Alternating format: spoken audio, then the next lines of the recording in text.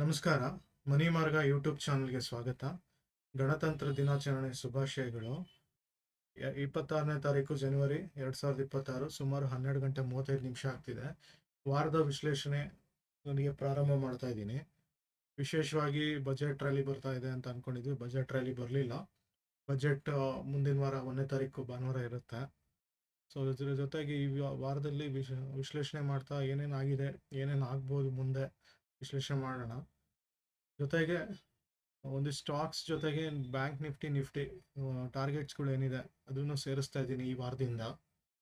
So ಟಾರ್ಗೆಟ್ಸ್ಗಳು ನೋಡಿಕೊಂಡು ಯಾವ side ಇರುತ್ತೆ, ಬೇರಿಶ್ ಇರುತ್ತೋ ಬುಲ್ಲಿಶ್ ಇರುತ್ತೋ, ಇದು 100% ಇದೇ ವರ್ಕ್ ಆಗುತ್ತೆ, ಹಿಂಗೆ ವರ್ಕ್ ಆಗುತ್ತೆ ಅಂತಲ್ಲ. ಸೊ ಒಂದು ಡೈರೆಕ್ಷನ್ ಹಿಡಿದ್ರೆ ಒಂದೇ ಡೈರೆಕ್ಷನಲ್ಲಿ ಹೋಗುತ್ತೆ ಅಂತಲ್ಲ. ಸೊ ರಿವರ್ಸಲ್ ಆಗುತ್ತೆ, ರಿವರ್ಸಲ್ ಅಚೀವ್ ಆಗಿಲ್ಲ ಅಂದರೆ ಮತ್ತೊಂದು ರಿವರ್ಸಲ್ ಬರುತ್ತೆ, ಆ ಕಡೆ ಹೋಗುತ್ತೆ ಈ ಕಡೆ ಹೋಗುತ್ತೆ. ಅದೆಲ್ಲ ಮಾಮೂಲಿ ಮಾರ್ಕೆಟಲ್ಲಿ ಹೆಂಗಿರುತ್ತೋ ಟ್ರೆಂಡು ಅದ್ರ ತಕ್ಕನಾಗಿ ಆಗ್ತವೆ.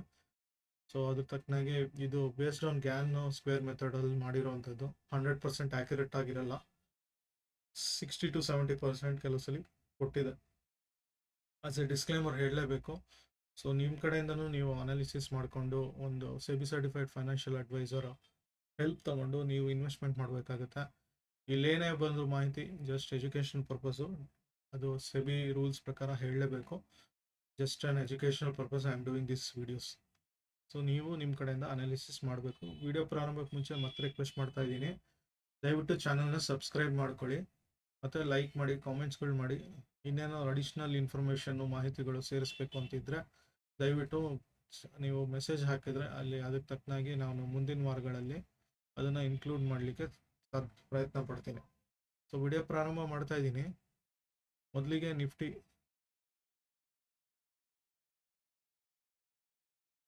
ಆ್ಯಕ್ಚುಲಿ ನೆಗೆಟಿವ್ ಟ್ರೆಂಡಿಂದ ಸ್ಟಾರ್ಟ್ ಆಗಿತ್ತು. ಒಂದು ಹೈಯರ್ ಹೈ ಫಾರ್ಮ್ ಆಗುತ್ತೆ ಅಂತ ಎಲ್ಲರೂ ಎಕ್ಸ್ಪೆಕ್ಟ್ ಮಾಡಿದರು.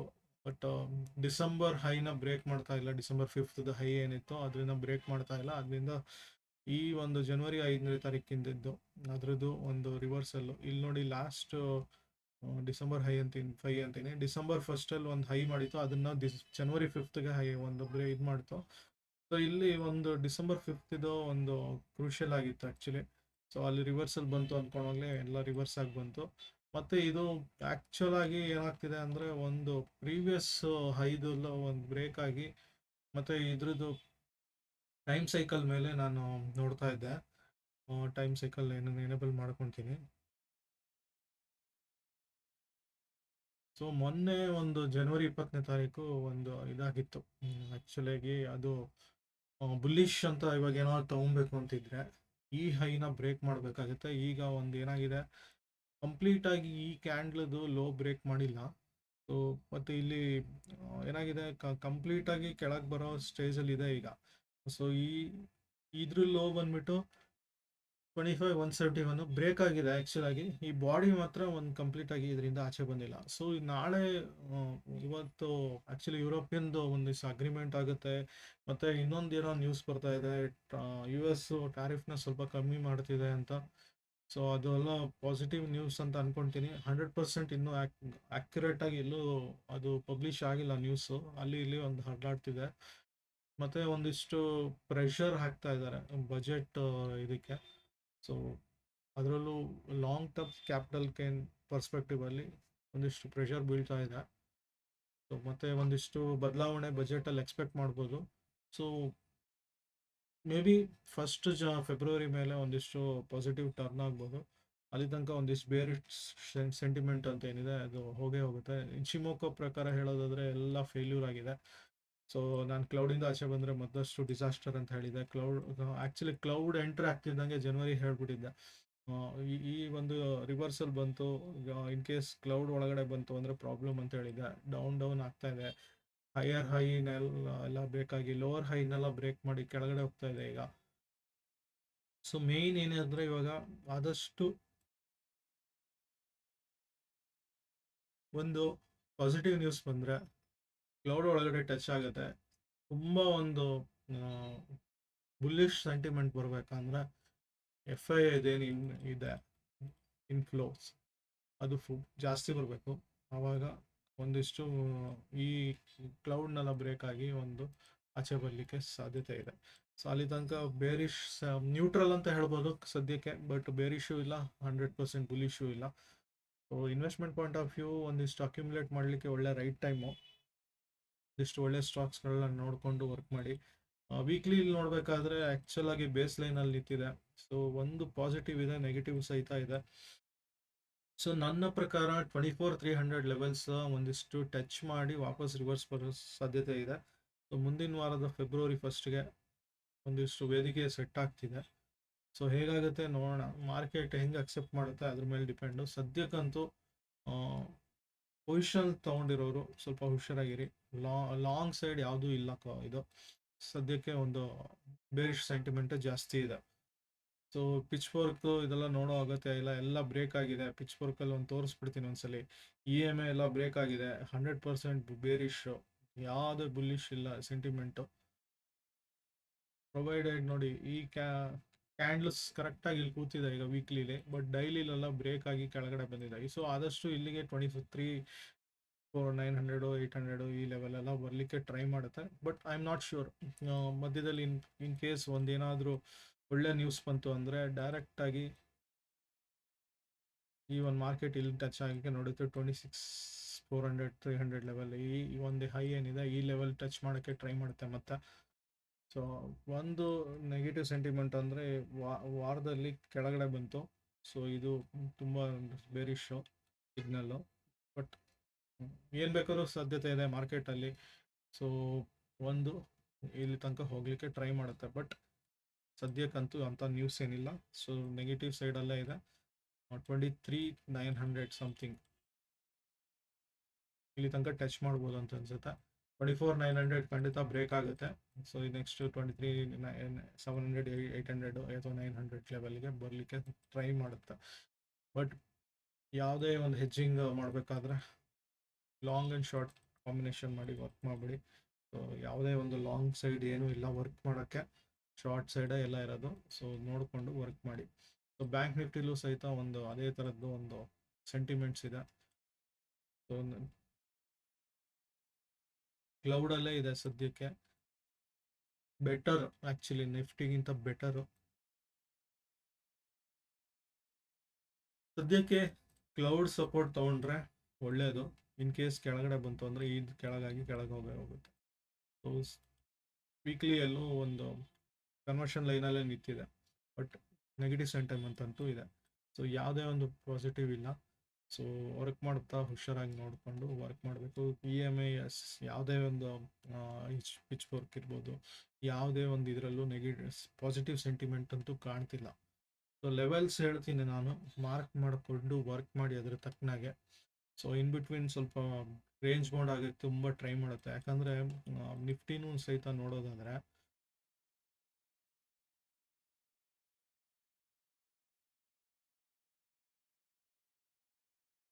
ಆಲ್ಮೋಸ್ಟ್ ಈ ಲೈನ್ಸ್ಗಳೆಲ್ಲ ಒಂದಿಷ್ಟು ಫ್ಲ್ಯಾಟಿಶ್ ಆಗಿದೆ. ಸೊ ನೆಕ್ಸ್ಟ್ 1.5 ಮಂತ್ ಇನ್ನೂ ಫ್ಲ್ಯಾಟಾಗೇ ಹೋಗಲಿಕ್ಕೆ ಸಾಧ್ಯತೆ ಇದೆ.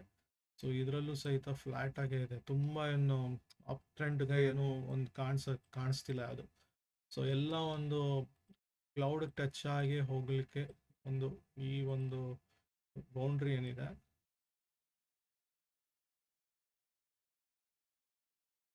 ಅಪ್ಪರ್ ಬೌಂಡ್ರಿ ಕ್ಲೌಡ್ದು, ಸೊ ಅದಕ್ಕೆ ಟಚ್ ಆಗಲಿಕ್ಕೆ ಒಂದು ಅದರಲ್ಲೇ ಒಂದು ಝೋನ್ ಮೇಂಟೈನ್ ಮಾಡಲಿಕ್ಕೆ ಟ್ರೈ ಮಾಡುತ್ತೆ.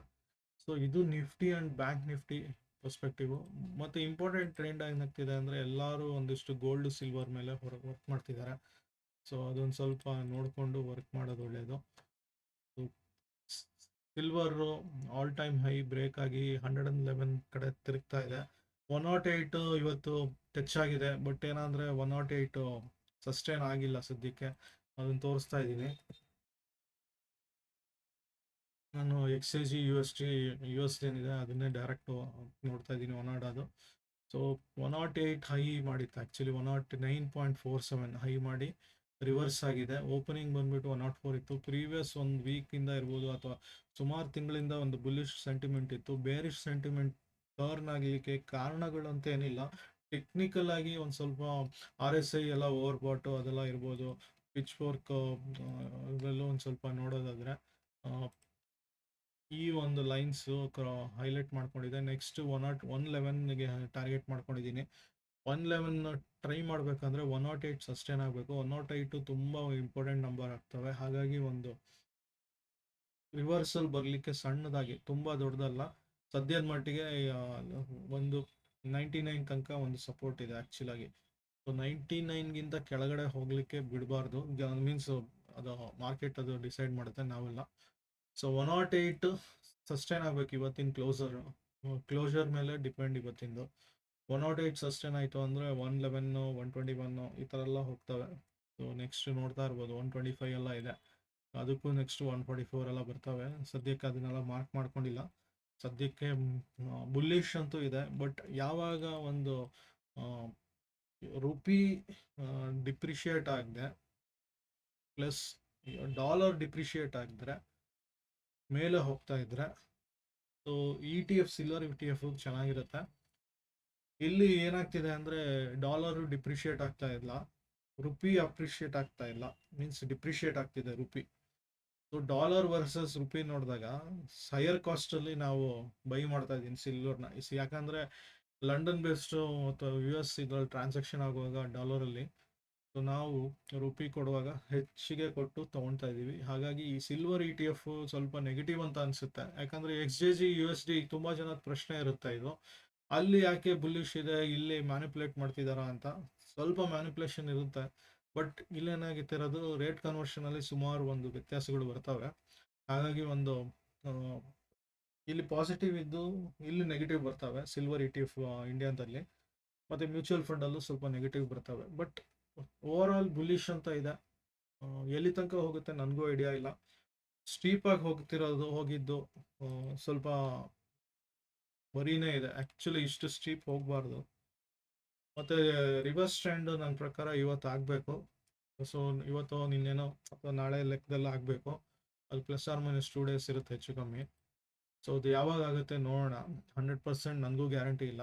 ಸೊ ಸ್ವಲ್ಪ ಒಂದು ಕರೆಕ್ಷನ್ ಅಪ್ ಟು 99 ತನಕ ಬರ್ಬೋದು. ತುಂಬ ಕೆಳಗಡೆ ಬರಲಿಕ್ಕೆ ಸಾಧ್ಯತೆ ಕಡಿಮೆ ಇದೆ.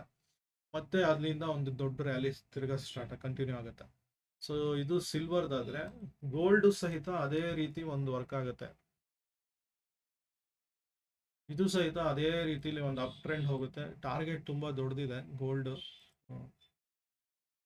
ಸೊ ಇದೆಲ್ಲ ಕ್ರಾಸ್ ಆಯಿತು. ನೆಕ್ಸ್ಟ್ ಟಾರ್ಗೆಟು 52 ಸಮಥಿಂಗ್ ಅಲ್ಲಿದೆ. ಸೊ ಅಪ್ ಟ್ರೆಂಡ್ ಹೋಗುತ್ತೆ.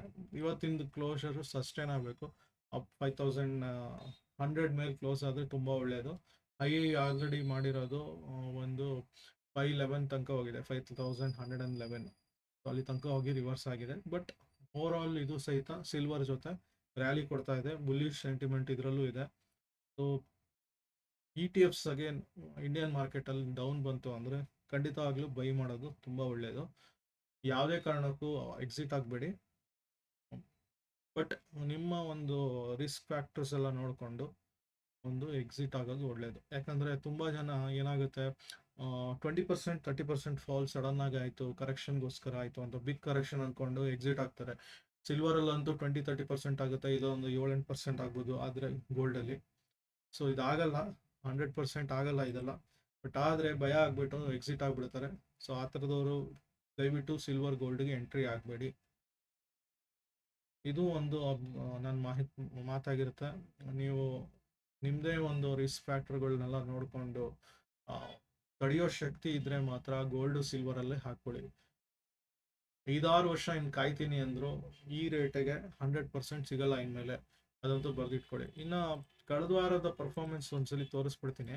ತುಂಬ ಚೆನ್ನಾಗೇ ಕೊಟ್ಟಿದೆ. AB ಕ್ಯಾಪಿಟಲಿಂದ ಹಿಡಿದು ಎಲ್ಲ ಅದಾನಿ ಎಂಟರ್ಪ್ರೈಸಸ್ ನೋಟಿಸ್ ಸರ್ವ್ ಆಗಿದ್ದು ಇದೆಲ್ಲ ಒಂದಿಷ್ಟು ಚೆನ್ನಾಗೇ ಕೊಟ್ಟಿದೆ. ತುಂಬ ಒಂದು ಇದು ಆ್ಯಕ್ಚುಲಿ ನಾನು ಗ್ಯಾನು ಮತ್ತು ಬುಲಿಶ್ನೆಸ್ಸು, ಈ ಚಿಮೋಕೋ ಬುಲಿಶ್ನೆಸ್ಸು ಬೆರಿಶ್ನೆಸ್ ಏನೇನಿದೆ ಅದ್ರ ಬೇಸಿಸ್ ಮೇಲೆ ಹಾಕಿರ್ತೀನಿ. ಯಾವುದೇ ಒಂದು ಬೈ ಆ್ಯಂಡ್ ಸೆಲ್ ಅಂತ ಹೇಳಲ್ಲ ಡೈರೆಕ್ಟಾಗಿ. ಸೊ ಬೇಸ್ಡ್ ಆನ್ ಈ ವಾರದಿಂದ ಒಂದು ಅಡಿಷ್ನಲ್ ಒಂದು ಟಾರ್ಗೆಟ್ಸ್ಗಳು ಆ್ಯಡ್ ಮಾಡ್ತಾ ಇದ್ದೀನಿ. ಅದಕ್ಕೆ ತಕ್ಕನಂಗೆ ಯಾವ ಡೈರೆಕ್ಷನ್ ಹೋಗುತ್ತೆ ನೀವು ಪೊಸಿಷನ್ ಕ್ರಿಯೇಟ್ ಮಾಡ್ಕೊಬೇಕು. ಅದು ಒಂದೇ ಅಲ್ಲ, ಆ್ಯಕ್ಚುಲಾಗಿ ಒಂದು ಎಕ್ಸಾಂಪಲ್ ತೋರಿಸ್ಬಿಡ್ತೀನಿ ಅದು ಹೆಂಗೆ ವರ್ಕ್ ಮಾಡೋದು ಅಂತ. ಸೊ ಇದೆಲ್ಲ ಒಂದಿಷ್ಟು ಲಾಸ್ಟ್ ವೀಕು ಚೆನ್ನಾಗೇ ಕೊಟ್ಟಿದೆ. ಹೈಯೆಸ್ಟು 13% ಅದಾನಿಯಿಂದ ಬಂದರೆ, ಸೆಕೆಂಡ್ ಹೈಯೆಸ್ಟು ಹ್ಯಾವೆಲ್ಸು, ಈ ಥರ ಎಲ್ಲ ಕೊಟ್ಟಿದೆ. ಪಾಸಿಟಿವಲ್ಲೂ ಒಂದು 5-6% ಕೊಟ್ಟಿದೆ. ಸೊ 9% SRF ಇರ್ಬೋದು, BHL 8.565 ನೆಗೆಟಿವ್. ಆಕ್ಚುಲಿ ನೆಗೆಟಿವ್ ಹೋಯ್ತು ದುಡ್ಡು ಬರಲ್ಲ ಅಂತ ಹೇಳ್ಕೊಂತಾರೆ. ಆಪ್ಷನ್ ಟ್ರೇಡಿಂಗ್ ಅಲ್ಲಿ ಅದು ನೆಗೆಟಿವ್ ಅಲ್ಲಿ ಸಹಿತ ದುಡ್ಡು ಮಾಡ್ಬೋದು. ಫಾಸ್ಟ್ ಆಗಿ ದುಡ್ಡು ಮಾಡುವಂಥದ್ದು ಶಾರ್ಟ್ ಟರ್ಮ್ ಅಲ್ಲಿ, ಬಟ್ ಅದಕ್ಕೆಲ್ಲ ಸ್ವಲ್ಪ ರಿಸ್ಕ್ ಎಲ್ಲ ಇರುತ್ತೆ, ನೋಡಿಕೊಂಡು ವರ್ಕ್ ಮಾಡಬೇಕು. ಸುಮ್ಮನೆ ಡೈರೆಕ್ಟಾಗಿ ಯಾರೋ ಹೇಳಿದ್ರು ಪುಟ್ಟು ಬೈ ಅಂತ ಹೇಳ್ಬಿಡೋದು, ಅಥವಾ ಬುಟ್ ಸೆಲ್ ಮಾಡಿಬಿಟ್ಟು ಕಾಲ್ ಹೋಗುತ್ತೆ ಅಂತ ಹೇಳೋದು, ಅಥವಾ ಕಾಲ್ ಬೈ ಮಾಡೋದು, ಈ ಥರದ್ದೆಲ್ಲ ಮಾಡೋಕ್ಕೆ ಹೋಗ್ಬಿಡಿ. ಸೊ ಗೊತ್ತಿಲ್ಲದೆ ಮಾರ್ಕೆಟ್ಗೆ ಎಂಟ್ರಿ ಆಗಬೇಡಿ. ಅದರದ್ದೇ ಆದ ಟೆಕ್ನಿಕಲ್ ಫ್ಯಾಕ್ಟರ್ಸ್ ಇರ್ತವೆ, ಅದೆಲ್ಲ ನೋಡಿಕೊಂಡು ವರ್ಕ್ ಮಾಡಬೇಕಾಗತ್ತೆ. ಈ ವಾರದಲ್ಲಿ ಅಡಿಷನಲ್ ಟಾರ್ಗೆಟ್ಸ್ ಅಂತ ಹೇಳಿದೆ, ನಿಫ್ಟಿ ಸಹಿತ ಆ್ಯಡ್ ಮಾಡಿದ್ದೀನಿ. ಇದನ್ನು ಸ್ಕ್ರೀನ್ಶಾಟ್ ತಗೊಳ್ಳಿ, ಇದಕ್ಕೆ ತಕ್ಕನಾಗೆ ನೀವು ವರ್ಕ್ ಮಾಡಬೇಕಾಗತ್ತೆ. ಯಾಕಂದರೆ ತುಂಬ ಒಂದು ವೇರಿಯೇಷನ್ಸ್ ಬರ್ತವೆ, 100% ಹಿಂಗೆ ಆಗುತ್ತೆ ಅಂತಲ್ಲ. ಸೊ ಎಕ್ಸಾಂಪಲ್ಗೆ ಒಂದು ತೊಗೊಳ್ತೀನಿ. ಈಗ ಒಂದು ಪಾಲಿಕ್ಯಾಬ್ ಅಂತ ತೋರಿಸ್ತಾ ಇದ್ದೀನಿ ಎಕ್ಸಾಂಪಲ್ಗೆ. ಇದು ಸ್ಕ್ರೀನ್ಶಾಟ್ ತಗೊಳ್ಳಿ, ಮತ್ತು ಇನ್ ಬಿಟ್ವೀನ್ ಟಾರ್ಗೆಟ್ಸು ಆವ್ರೇಜ್ ಮಾಡಬೇಕಾಗುತ್ತೆ. ಪಾಲಿಕ್ಯಾಬ್ ಸದ್ಯಕ್ಕೆ ಒಂದು ಎಷ್ಟು ನಡೀತಾ ಇದೆ ನೋಡೋಣ.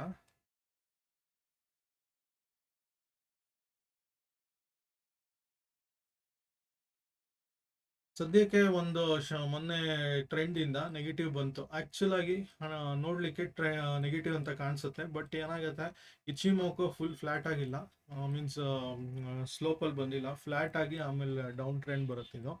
ಸೊ ಒಂದು ಸ್ವಲ್ಪ ಅಪ್ ಟ್ರೆಂಡ್ ಹೋಗ್ಬೋದು. ಸೊ ಏನು ಮಾಡಬೇಕು, ಫಸ್ಟ್ 5 ಮಿನಿಟ್ಸು ಅಥವಾ 1 ಮಿನಿಟ್ ಕ್ಯಾಂಡ್ಲಿಗೆ ಬಂದು, ಸೊ ಸದ್ಯಕ್ಕೆ ಬುಲಿಶ್ ಅಂತ ಕಾಣಿಸುತ್ತೆ 1 ಮಿನಿಟಲ್ಲಿ. ಸೊ ಇಲ್ಲಿ ಟಚ್ ಆಗಿ ನೆಕ್ಸ್ಟ್ ರಿಜೆಕ್ಷನ್ ಆಗಿ ಕೆಳಗಡೆ ಬರಲಿಕ್ಕೆ ಸಾಧ್ಯತೆ ಇದೆ. ಸೊ ನನ್ನ ಟಾರ್ಗೆಟು ಇದ್ರ ಪ್ರಕಾರ ಪಾಲಿಕ್ಯಾಬು 6769 ಟು 670 ಹಾಕೋಣ.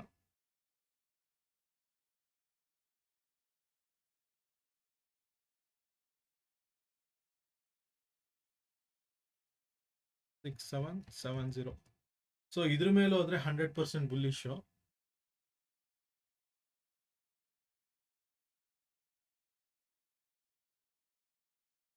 $6674.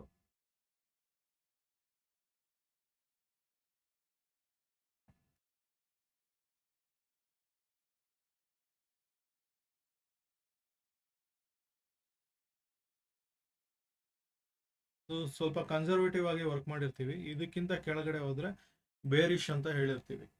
ಸೊ ಅದ್ರ ಮಧ್ಯೆ ಇರೋದೇನಿದ್ರು ನಿಮಗೆ ರೇಂಜ್ ಬೌಂಡ್ ಆಗಿರುತ್ತೆ, ಮಾರ್ಕೆಟ್ ಏನು ದುಡ್ಡು ಕೊಡಲ್ಲ. ಸೊ ಹಾಗಾಗಿ ಒಂದು ಸ್ವಲ್ಪ ಕನ್ಸರ್ವೇಟಿವ್ ಆಗಿರ್ತೀವಿ. ಸೊ ಇಲ್ಲ ನಾನು ಡೈರೆಕ್ಟಾಗಿ ಎಂಟ್ರಿ ಆಗ್ಬಿಡ್ತೀನಿ, ಬುಲ್ಲಿಶ್ ಬೈ ಬಂತು, ಸೂಪರ್ ಟ್ರೆಂಡಲ್ಲಿ ಬೈ ಬಂತು, ನಾನು ಇಚಿಮೋಕ ಕರೆಕ್ಟಾಗಿ ಬೈ ಅಂತ ಹೇಳ್ತು, ನಾನು ಮ್ಯಾಕ್ಡಿ ಕರೆಕ್ಟಾಗಿ ಹೇಳ್ತು ಬೈ ಅಂತ. ಸೊ ಬೈ ಅಂತ ಬಂದ ಕೂಡ ಎಂಟ್ರಿ ಆಗಿಬಿಟ್ರೆ ಏನಾಗುತ್ತೆ, ಇಲ್ಲಿ ನೋಡ್ತಾ ಇರ್ಬೋದು ರೇಂಜ್ ಬೌಂಡ್ ಆಗಿದೆ. ಸೊ ರೇಂಜ್ ಬೌಂಡಲ್ಲಿ ನಿಮ್ಗೆ ದುಡ್ಡಾಗಲ್ಲ.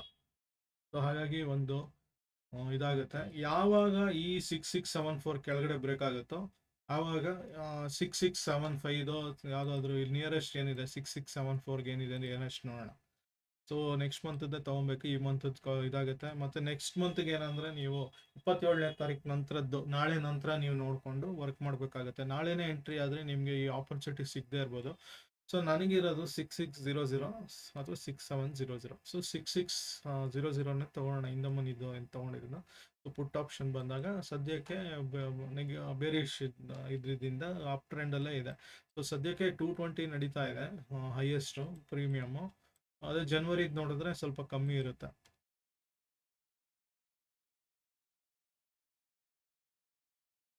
₹9 ನಡೀತಾ ಇದೆ ಸದ್ಯಕ್ಕೆ.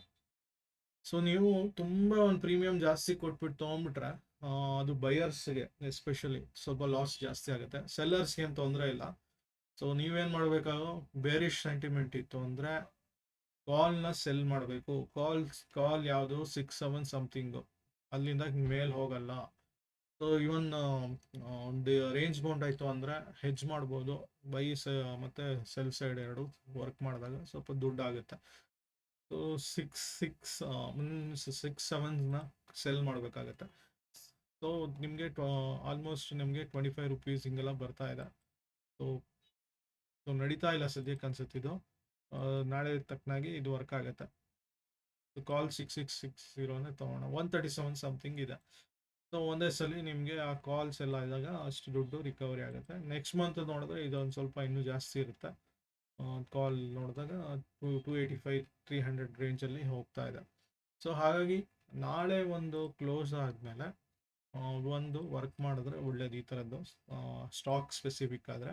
ಇನ್ನು ನಿಫ್ಟಿದಾದರೆ ಇದು ಸೇಮ್, ಇದು ಕೆಳಗಡೆ ಓಪನ್ ಆಯಿತು ಅಂದರೆ ನೀವು ಬೇರಿಶ್ ಸೆಂಟಿಮೆಂಟ್ ತೊಗೊಂಡು ಈ ಒಂದು ಲೆವೆಲ್ಸು ಇದು ನೋಡಬೇಕಾಗುತ್ತೆ. ಮತ್ತು ಇನ್ ಬಿಟ್ವೀನ್ ಆವ್ರೇಜ್ ಟಾರ್ಗೆಟ್ಸ್ ನೋಡಿ ಅಂತ ಹೇಳ್ತೀನಿ.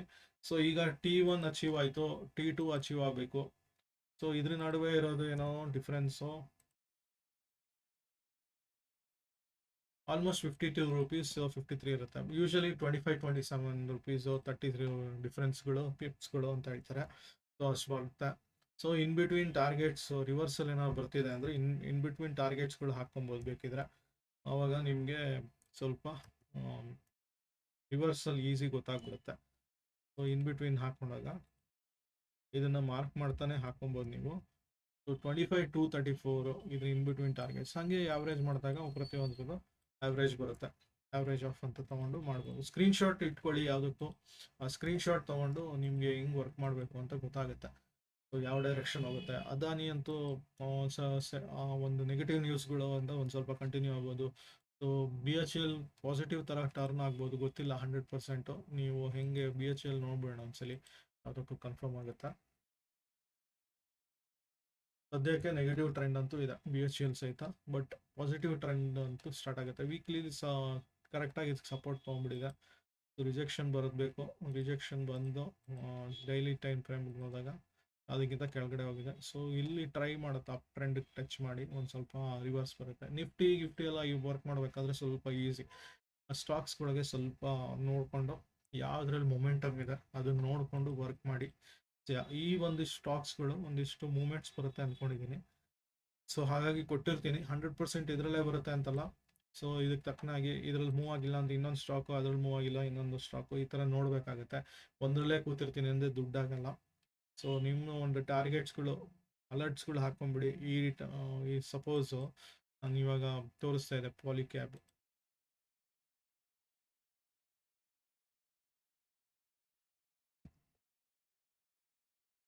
ಇಲ್ಲಿ ಹಾಕಿದಾಗ ನಾನು ಇಲ್ಲಿ ಮಾರ್ಕ್ ಮಾಡ್ಕೊಂಡಿದ್ದೀನಿ. ಸೊ ಇಲ್ಲಿ ಬಂದಾಗ ಇದಕ್ಕಿಂತ ಮೇಲಾದರೆ ಬೇರಿಶ್ ಮೀನ್ಸ್ ಬುಲ್ಲಿಶ್, ಇದಕ್ಕಿಂತ ಕೆಳಗಾದರೆ ಬುಲ್ಲಿಶ್ ಬೇರಿಶ್ ಅಂತ ಹೇಳಿದ್ದೀನಿ. ಸೊ ಇಲ್ಲಿ ರೈಟ್ ಕ್ಲಿಕ್ ಮಾಡೋ ಆ್ಯಡ್ ಅಲರ್ಟ್ ಅಂತ ಮಾಡಿದ್ರೆ ಪ್ರೈಸ್ ಕ್ರಾಸಿಂಗ್ ಬಿಲೋ ಈ ಥರ ಕೊಟ್ಟರೆ ನಿಮಗೆ ಈ ಲೈನಿಂದ ಅಥವಾ ಒಂದು ಈ ವ್ಯಾಲ್ಯೂಗೆ ಅಂತ ಕೊಟ್ಟರೆ ನಿಮಗೆ ಒನ್ಸ್ ಪರ್ ಬಾರೋ ಇದೋ ಅಥವಾ ಎಕ್ಸ್ಪೈರಿ 1 ತಿಂಗಳಲ್ಲಿರುತ್ತೆ, ಅದು ನೋಡ್ಕೊಬೇಕು. ಸೊ ಅಲ್ಲಿ ತನಕ ನಿಮಗೆ ಮೆಸೇಜ್ ಬರ್ತಾ ಇರುತ್ತೆ ಈ ಪ್ರೈಸ್ ಕೆಳಗಡೆ ಬಂತು ಅಂತ. ಸೊ ಆ ಥರ ಮಾಡಿ ಇಟ್ಕೊಂಡ್ರೆ ನಿಮಗೆ ಬರುತ್ತೆ. ಸೊ ಪ್ರತಿ ಸಲಿನೂ ನಿಮಗೆ ಎರರ್ ಇಲ್ಲಿ ಏನಂದರೆ ಪೇಡ್ ಇರುತ್ತವೆ, ಮೆಸೇಜ್ ಅಲರ್ಟ್ ಇದು ಮಾಡಬೇಕು.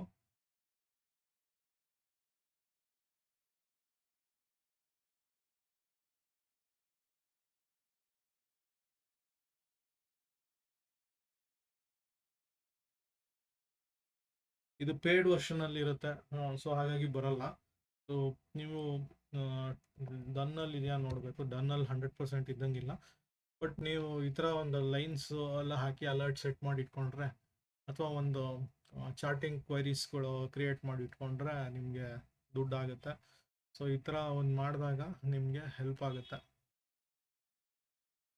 ನೋಡೋಣ ಎಷ್ಟು ಬರುತ್ತೆ ಅಂತ.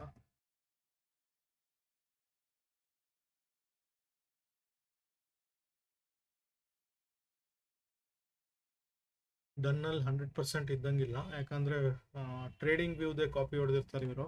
ಸೊ ಅವರು ಬಿಡಲ್ಲ. ಹಾರಿಜಾಂಟಲ್ ಲೈನ್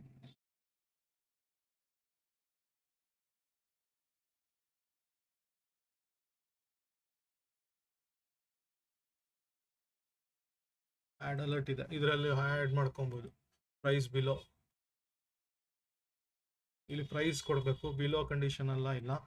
ಸೊ ನಿಮಗೆ ಏನಿದೆ ಅದನ್ನ ಮಾಡಿದಾಗ ನಿಮಗೆ ಒಂದಿಷ್ಟು ಕೊಡುತ್ತೆ. ಸೊ ಇಲ್ಲಿ ಸಪೋಸ್ ಪಾಲಿಕ್ಯಾಬ್ ಆಗಿದ್ರೆ ಇದನ್ನು ಪಾಲಿಕ್ಯಾಬ್ ಪ್ರೈಸ್ ಬಿಲೋ ಸಪೋಸ್ ಇದನ್ನು 6674 ಅಂತ ಏನೋ ಇತ್ತು ನಂದು. ಸೊ ಇಲ್ಲಿ ಆ್ಯಡ್ ಅಲರ್ಟ್ ಕ್ರಾಸಿಂಗ್ ಬಿಲೋ 6674 ಅವ್ರು 673 ಕೆಳಗಡೆ ಹೋಗ್ಬೇಕಲ್ಲ, 38 ಅಂತ ಮಾಡಿದರೆ ಒಂದು ಅಲರ್ಟ್ ಬರುತ್ತೆ. ಸೊ ಇಲ್ಲಿ ಅಲರ್ಟ್ ಇದಾಗುತ್ತೆ, ಟ್ರಿಗರ್ ಆಗುತ್ತೆ ನಿಮಗೆ, ಮೊಬೈಲಲ್ಲಿ ತೋರಿಸುತ್ತೆ ನೋಟಿಫಿಕೇಶನ್. ಸೊ ಅದನ್ನು ಇದು ಮಾಡಿ, ಇಲ್ಲ ಚಾರ್ಟಿಂಗಲ್ಲಿ ಮಾಡ್ಕೊಂಡ್ರೆ ನಿಮಗೆ ಅಲ್ಲಿ ಇದು ಬರುತ್ತೆ. ಇವನ್ನು ಟ್ರೇಡಿಂಗ್ ವ್ಯೂ ಇಟ್ಕೊಂಡಿದ್ರೆ ಅಲರ್ಟ್ನ ನೀವು ಇದು ಮಾಡ್ಬೋದು. ಸೊ ಈ ಥರ ಮತ್ತೆ ಹೇಳ್ತಾ ಇದ್ದೀನಿ, ಸ್ಕ್ರೀನ್ಶಾಟ್ ತಗೊಳ್ಳಿ. ಸ್ವಲ್ಪ ಕನ್ಫ್ಯೂಸ್ ಏನಿಲ್ಲ ಇದರಲ್ಲಿ. ಬುಲ್ಲಿಶ್ ಇದರಿಂದ ಮೇಲ್ಗಡೆ ಹೋದರೆ ಮಾತ್ರ ಬುಲ್ಲಿಶು, ಇದರಿಂದ ಕೆಳಗಡೆ ಹೋದರೆ ಬೇರಿಶು. ಸೊ ಇನ್ ಬಿಟ್ವೀನ್ ಟಾರ್ಗೆಟ್ಸ್ಗೆ ಆವ್ರೇಜ್ ಮೆಥಡ್ ಮಾಡಿ, ಸ್ಟಾಪ್ ಲಾಸ್ ಇಟ್ಕೊಳ್ಳಿ. ಇದು ಬೇರಿಶ್, ಇದು ಬುಲ್ಲಿಶ್ ಸೈಡ್ ಆದರೆ, ರಿವರ್ಸಲ್ಲಿ ಏನಾದರೂ ಬಂತು ಅಂದರೆ ಇದು ಸ್ಟಾಪ್ ಲಾಸ್ ಇಟ್ಕೊಬೇಕು. ಇದ್ರದ್ದು ಬೇರಿಶ್ ಸೈಡ್ದು ಸ್ಟಾಪ್ ಲಾಸ್ ಇದು ಇರುತ್ತೆ. ಸೊ ಈ ಥರ ಒಂದಿಷ್ಟು ಟಾರ್ಗೆಟ್ ಸಹಿತ ಆ್ಯಡ್ ಮಾಡಿದ್ದೀನಿ. ಚೆನ್ನಾಗಿ ವರ್ಕ್ ಮಾಡಿ. ಮತ್ತೆ ಮುಂದಿನ ವಾರ ಸಿಗ್ತೀನಿ. ಮುಂದಿನ ವಾರ ಭಾನುವಾರ ಸಂಜೆ ಮೇಲೆ ಇದು ಮಾಡ್ತೀನಿ. ಬಜೆಟ್ ಆದಮೇಲೆ ನಾವು ಎಲ್ಲ ಇದು ಇಟ್ಕೊಳ್ಳೋಣ. ಸೊ ಅಲ್ಲಿ ತನಕ ಧನ್ಯವಾದ ಹೇಳ್ತಿದ್ದೀನಿ. ಮತ್ತೆ ಸಿಗೋಣ.